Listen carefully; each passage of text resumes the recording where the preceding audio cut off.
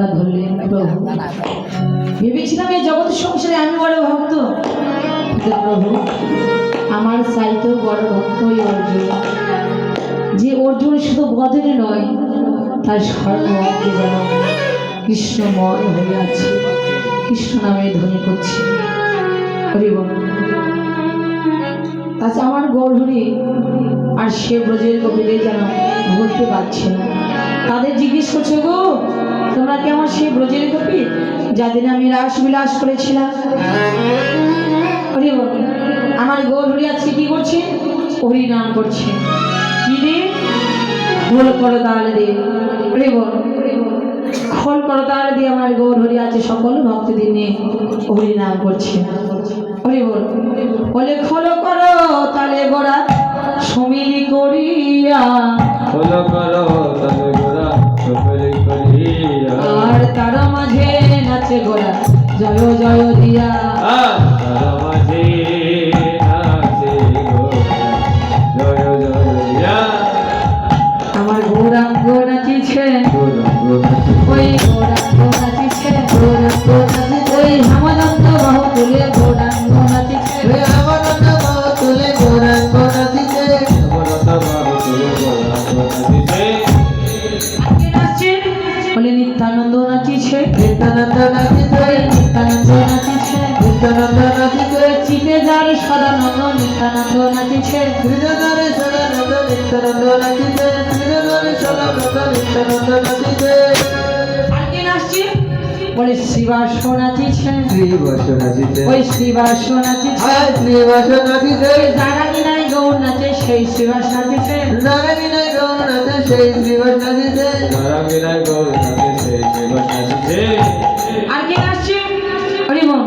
বলে গদাধর নাচিছে, গদাধর নাচিছে, মহাপ্রভুর বামে বামে গদাধর নাচিছে, মহাপ্রভুর বামে বামে গদাধর নাচিছে, মহাপ্রভুর বামে বামে গদাধর নাচিছে, মহাপ্রভুর বামে বামে গদাধর নাচিছে।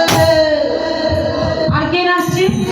বলে অদ্বৈত নাচিছে, অদ্বৈত নাচিছে, মোটা হরি পাল্লা দাঁড়ি অদ্বৈত নাচিছে, মোটা হরি বাবা ধরি অদ্বৈত নাচিছে, মোটা হরি বাবা ধরি অদ্বৈত নাচিছে।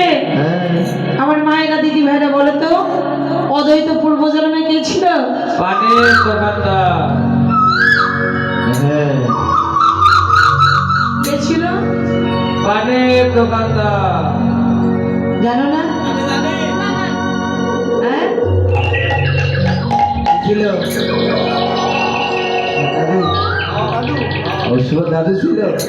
পূর্ব জন্মে ছিল ভোলা মহেশ্বর। আচ্ছা, সে ভোলা না।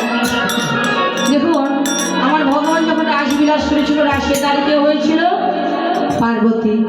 তো ভোলা মহেশ্বর একদিন মনে মনে চিন্তা করলো, পার্বতী ভগবান প্রতিদিন রাস বিলাস করে, তুমি রাসের দাঁড়িয়ে হয়েছ, ভগবানের রাস বিলাস দর্শন করতে পাও, তারও একদিন সাথে জাগলো। যখন পার্বতী চলে গেল রাসমঞ্চে, এইদিকে ভোলা মহেশ্বর একটা সাদা পোশাক পরে রমণী বেশ ধরে চলে গেল। এবার যখনই রাসমঞ্চের কাছাকাছি গিয়েছি, রাসের নৃত্যগীত থেমে গেছে। যখন রাসের নৃত্যগীত থেমে গেছে, পার্বতী দেখতে পেলেন এক সাদা পোশাক গাড়ি। পার্বতী জিজ্ঞেস করছে, এই যে কে তুমি? বলে, আমি গোপী। গোপী? তুমি কোন গোপী? বলে, আমি শ্বেত গোপী। আর একটু যখন কাছাকাছি গিয়েছে ভোলা মহেশ্বর, পার্বতীর আর চিনতে বাকি রইল না। আমা, যার সঙ্গে সংসার করছো সে যতই নারী সাজুক না কেন, তাকে তো কোথাও চিনা যাবে নাকি? পার্বতীর আর চিনতে বাকি রইল না। পার্বতী মনে মনে চিন্তা করছে, স্বামী আজ তুমি ছলনা করে এসেছো। হরিবন, এই যে তুমিও নারী আমিও নারী, বড় ঘুমটা কেন টেনেছ? হরিবন। ভোলা মহেশ্বর মনে মনে চিন্তা করছি, সর্বনাশ, পার্বতী আবার চিনে ফেলল না তো। বলে, আর বলো না, আমার এই বদল শুধু আমার স্বামী দেখে, আর কেউ দেখে না। বলে, তাই নাকি? পার্বতী মনে মনে বলছি, স্বামী তোমার ঘুমটা না খুলে তো আমি ছাড়ছি না। পার্বতী কাছে গিয়ে তার ঘুমটা ধরে যখন টান দিয়েছে, এবার দেখে ভোলা মহেশ্বর। বলে, স্বামী কেন এসেছো এখানে? এখানে তো পুরুষের অধিকার নেই, এখানে শুধু নারীর অধিকার, কেন এসেছো তুমি? ভোলা মহেশ্বর বলল, পার্বতী তুমি বড় ভাগ্যবতী, ভগবানের রাসবিলাস তুমি দর্শন করতে পেলে, কিন্তু আমার ভাগ্য হলো না।